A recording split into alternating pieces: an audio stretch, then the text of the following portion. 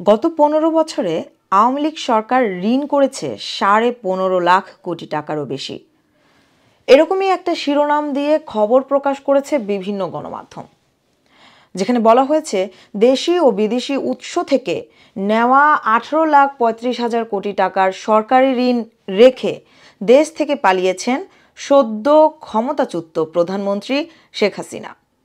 অর্থ মন্ত্রণালয়ের তথ্য অনুযায়ী ২০০৯ সালে শেখ হাসিনা যখন ক্ষমতা গ্রহণ করেন তখন সরকারের ঋণ স্থিতি ছিল মাত্র ২,৭৬,৮৩০ কোটি টাকা।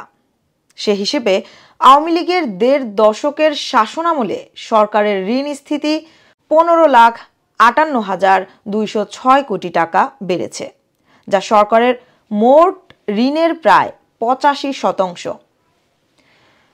বিভিন্ন গণমাধ্যমে উঠে এসেছে গত ১.৫ দশক ধরে ঘোষিত বাজেটে সরকারের পরিচালন ব্যয় মেটানো ও উন্নয়ন কর্মকাণ্ডের কথা বলে দেশি বিদেশি উৎস থেকে এ ঋণ নেওয়া হয়েছে।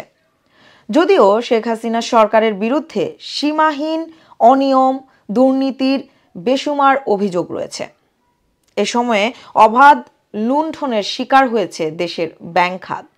জনগণের লুণ্ঠিত এসব অর্থ পাচার হয়েছে ইউরোপ, আমেরিকা সহ বিভিন্ন দেশে।